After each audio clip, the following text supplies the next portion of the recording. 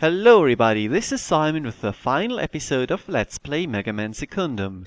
Yes, after having taken out all of these 4 Robot Masters and their respective stages, there is only one more true stage left.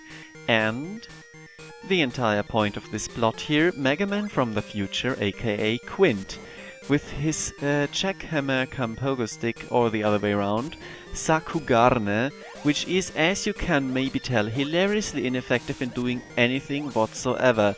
A true Mega Man killer, definitely. I've just read up on the wiki because I didn't know his weakness. It is Hard Knuckle, it can kill him in 7 shots. If you are really determined to make this fight even easier, that he is not officially a Mega Man killer because reasons I don't care. This guy here is hilariously pathetic and it is an absurdly stupid idea to have him in the game in any way, and the boss fight is really bad. No respect whatsoever, get the fuck out and give me your weapon. This weapon itself, we're going to see it exactly 2 times in the future, even less than the Mirror Buster, because while the Mirror Buster was actually pretty cool, even though you did need it for the final boss, you thankfully do not need this for the final boss at all, but it is also extremely terrible, which we're going to see in a second. For now though, we go into space and into the time Skimmer itself, I guess, which Wily stole and then remodeled, I think, because we cannot go without a skull motif, though it is cool, I guess, so I will give them this. Also, the decoration makes a lot of sense, time and so on. The tile work is still a little wonky, but I appreciate the backgrounds, and it's not like this game has too many other good spots to shine, so I will give it any justice it deserves. So this is Sakugarne. As you can tell, it is really stupid looking too. It works pretty much like a rush, and all you really have to do is jump on the enemies and they die. Sadly enough, it eats weapon energy like candy, and this makes it not really a weapon which you want to use, even if there would be any real reason to use it in this stage, or any opportunity to do so rather, which there isn't. Kind of glossed over the pointless block puzzle at the top, but it doesn't really matter in my opinion, because as I said, it is pretty pointless. In fact, this entire stage is ridiculously easy, and there is not really much to stand out in. There is no sense of climax whatsoever. The only thing you have to really compete with is the relatively bad level design, as it doesn't have any precedent, and Biox just isn't good at doing this, as we have probably seen already. For example, here you can just drop down this shaft, and then you go up again, a bit like in Crashman's stage, but all you really have to do is ignore the enemies and just trudge on, like here. I actually wanted to shoot the guy with the metal blades, but I missed it because the ladder physics are shit, so I just went on. You have to take out this left mat immediately, otherwise you will get hit, no way around it. So doing this with the Buster is impossible, and it is tight timing even with the tremendously good metal blades. Again, you can completely ignore any of the enemies here, just go by, and here there will be a PP spawning, yes, sometime, but it takes so long that you can again just go on, ignore it, no problem whatsoever. As said, again, this stage is really easy, and definitely not a climactic final level at all. I have kind of criticized Wily's Revenge's final level for being really hard and an incredible slog to get through at points, but this is the opposite of the spectrum and it's just kind of pathetic. This mandatory Rush Marine part is probably meant to make you use it at least once, and it is again kind of pointless with only 2 enemies in it. That is more than the 0 we had in the other Rush Marine section, but I digress. This entire top path again is pretty much pointless, because normally you would have some weapon energy to refill the Rush Marine so you do not run out.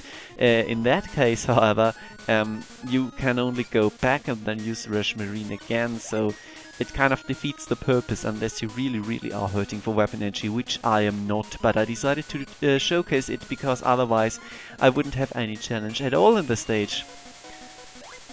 Huh, 1 rune too early. Of course, we have to give Topspin a little last send-off. Yes, fantastic. So that's it, it can also one-hit monkeys, I am happy, and goodbye old friend for now. Sadly enough, I won't see you again for quite a while. I also wanted to demonstrate Needle Cannon a little, because otherwise we won't be able to see it. In case you haven't seen it before in any other game, it is literally the Mega Buster. It maybe deals a little more damage, you can maybe rapid fire it a little more, but it's not that interesting at all. Interesting point there, down there the jump is extremely tight to do and a real pain in the ass, and I have no idea how to get the weapon energy. Maybe with the jet, if you really want to waste a lot of jet energy for getting energy. Yeah, it is kind of pointless again. This is actually the final stretch of the level with some, I guess, newly used Lightning Lords, if that is the word. And after all, we have got tons and tons of special weapons, so it's not like it's a big challenge at all. The peepees are an interesting surprise the first time you see them, I guess, but again, it is not really hard at all. So the only thing I can find out is that air shooter is actually blocked by the SC worms, if that name is correct, and not by the spawners, which is kind of strange, but again, pretty much in line for how wonky the entire engine is, and how bad Air Shooter has been all this time. So, this is the final boss, and holy shit, does it look goofy. It is just, Wily's sprite is far, far too small for this here, and in an interesting twist of events, he's actually immune to metal blades, fancy that.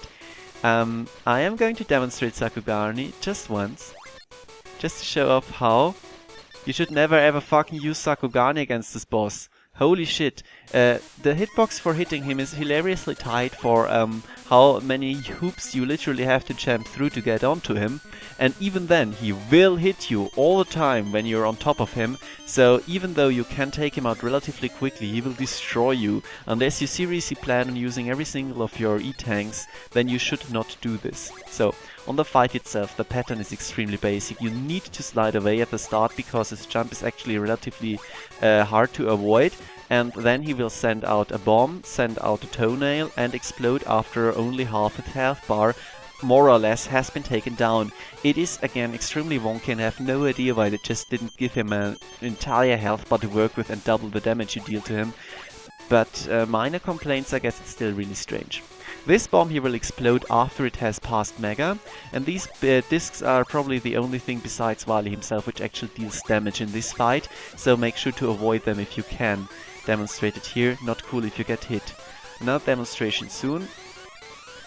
Yes, Sakugani can actually deal damage to this guy, like so, yeah, and it is a relatively nice income of damage, but again, you really do not want to do that, because it is incredibly hard to hit him and you will always get hit in return, so it's absolutely, literally pointless to do it.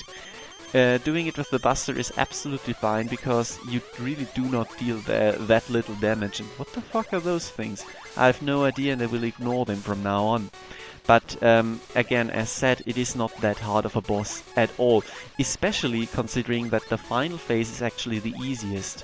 Apart from the hitboxes of these things kind of being borked, again, in line, the phase attack he does is completely pointless, and well, that's it. It's done. Wily should now grovel, but instead we get a weapon get animation, because I guess they always programmed it to occur after a boss being defeated, even though it makes no sense here.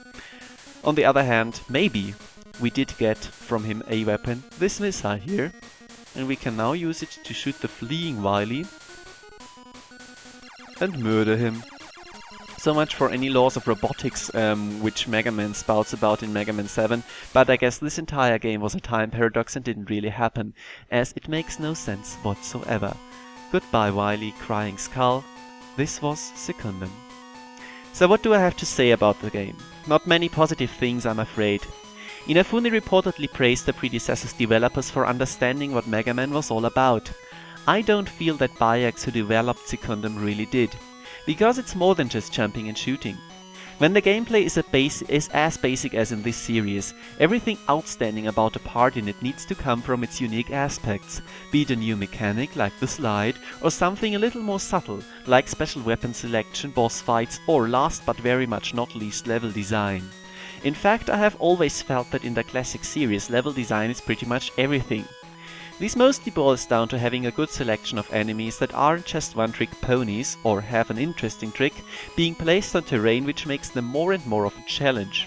It's about having 8 stages that are roughly equal in their difficulty, that means beatable with the Buster only, and each stage having an autonomous difficulty curve, so it starts out gently introducing you to the stage's gimmick or enemy selection, then slowly ramps up only to climax with a tough stretch before the boss dwarfs, which feel very welcome at that point.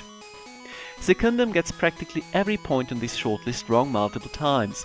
First of all, of course, they didn't invent their own enemies, they had all of Mega Man 2 and 3's to choose from.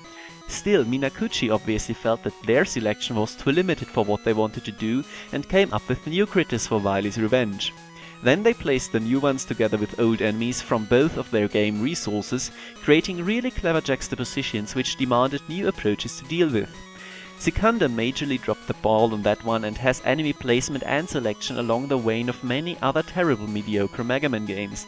A flat plane with maybe a step or two in it, and the same 1 or 2 enemies over and over. Not much thought put into it, and while it can still be challenging, it's just not interesting. Other examples for this kind of non-effort design are X3 and the abysmal X7, and for non-Mega Man examples, I've had the misfortune of playing Metroid Other M, which consists entirely of corridors and maybe 10 different enemies. Secundum is nowhere near as terrible as the last 2 examples, but the normal gameplay can be equally boring. A major gripe I had, and which I easily discovered when playing blind, was how strange difficulty progression can be.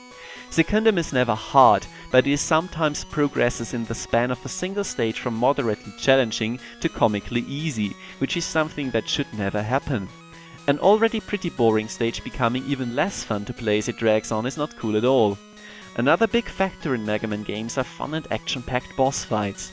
Secundum had an understandable problem here in that the Mega Man 2 bosses are mostly shit. The designers did a very good thing in toning them down. Problem is now they are complete pushovers with just a single Crashman-shaped exception. I do appreciate this sentiment though. The MM3 bosses, which are far better to start with, are mostly on the same level of fun, with a few positive tweaks and a few negative twitches, but I'm okay with the bosses in general. Except for the final boss, that is a clusterfuck of shitty sprite with fucked up weakness, that nonsensical health bar, and a completely backwards difficulty progression. So overall, is Secundum a bad game? By no means. It's perfectly playable, can be conditionless fun in many parts, and if you say, as many people have, that you had always great joy playing it on the old Game Boy when you were young, then fantastic, who would I be to criticize you for that? My point, however, is that Secundum can be fun despite itself. The perfect word to describe it with, in my opinion, is wonky. The engine seems to be held together with strings and hope, especially considering hitboxes. The music sounds absolutely terrible on Game Boy speakers. Disregarding your personal opinion about the compositions, I think it's pretty obvious how screechy and dissonant a lot of it is in direct comparison to the other Game Boy MM titles. And everything I said about design falls into the same category. As it is a classic Mega Man game, it will never be completely terrible without any redeeming factors. However, as a member of that series, I would have to call it the worst of them in many ways, as an uninspired, mediocre and boring adaptation that could have been far more. Wily's Revenge already showed us how to make a truly good handheld conversion, and Tertium will soon blow everything we've seen out of the water. This was Simon with Let's Play Mega Man Secundum, aka 2 for the Game Boy, and thank you very much for your attention.